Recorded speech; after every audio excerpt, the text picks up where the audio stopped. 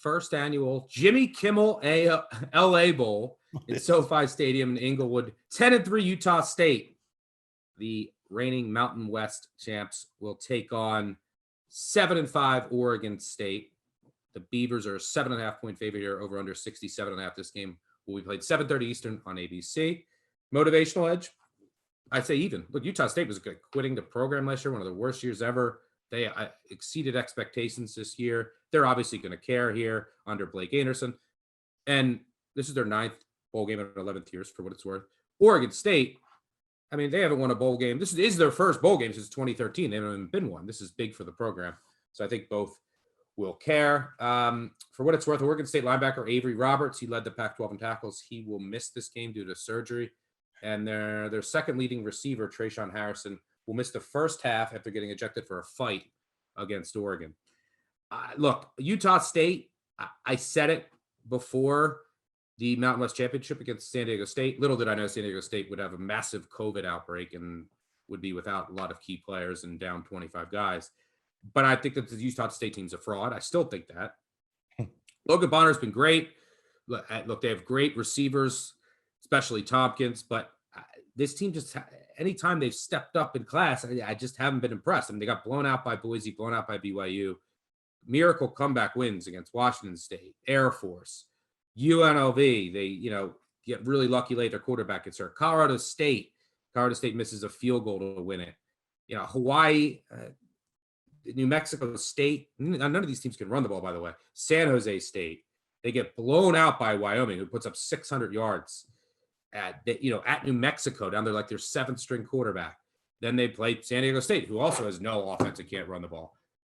I think when you anytime you handicap Oregon State, it's, can you stop the run? Their offensive line is excellent. Baylor and company can run the ball all over teams, and I don't think Utah State can stop the run here. Their run defense numbers aren't bad, but just look at who they've played this year. So I think Oregon State will have success running the ball.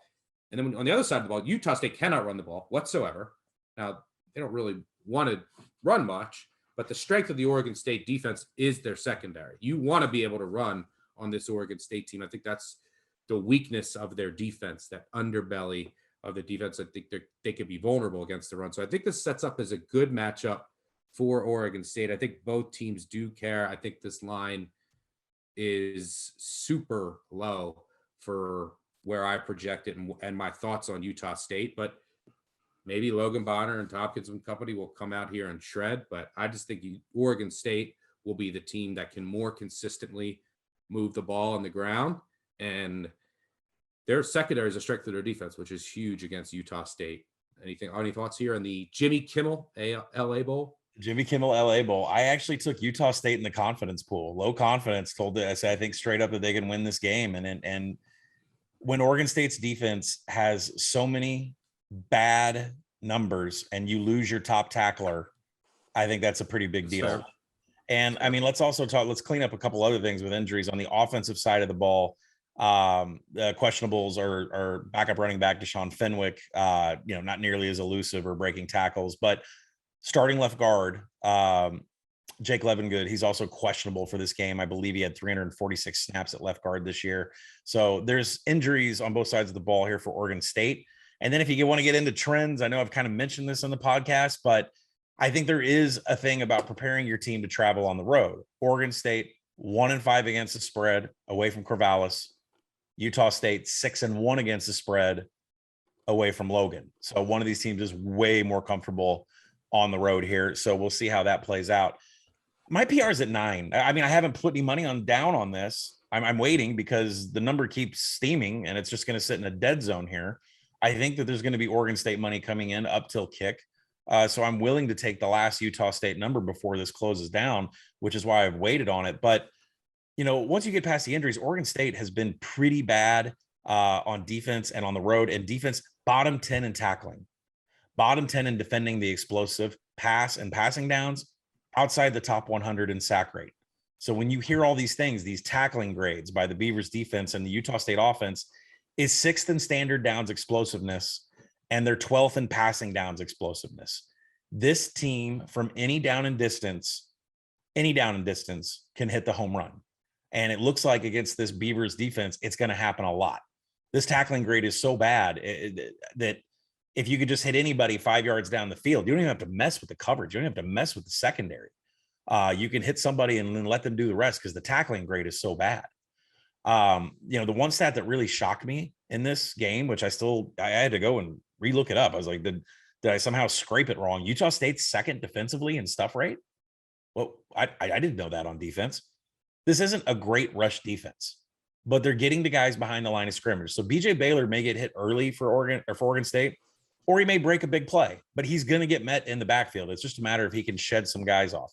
There is a supreme advantage to Oregon State in scoring position. They're third in offensive finishing drives. I know we've played some overs on Oregon State just because when they get down there, they score touchdowns. They don't kick field goals. They score touchdowns. They're a leader running it. That's what you got to do. Yeah. Yeah. But the problem is I can see Oregon State scoring a lot. I can see Utah State hitting tons of explosive plays because the tackling has been so bad and the explosive defense of Oregon State and standard and passing downs has not been that great. And I had no clue that Utah State was top 15 in explosiveness. So I'm going to take Utah State. I'm going to see where this team takes us. No reason for me to act on 7.5. I projected at 9. I'd be happy to take them at 9. And Oregon State's going to be able to run, but their defense isn't going to be able to stop these explosive pass from Logan Bonner. So that's where I'm at here. Well, yeah, it's a good. You did raise the point. Utah State stuff, right? They can get into the backfield. They, that's their strength of their defense. But Oregon State, number 1 in line yards, number 1 in standard down line yards. Yeah. Number 6 in opportunity rate, number 1 in power success rate, number 4 in stuff rate, number 7 in stack rate. So that's what they neutralize best. So fascinating matchup for sure.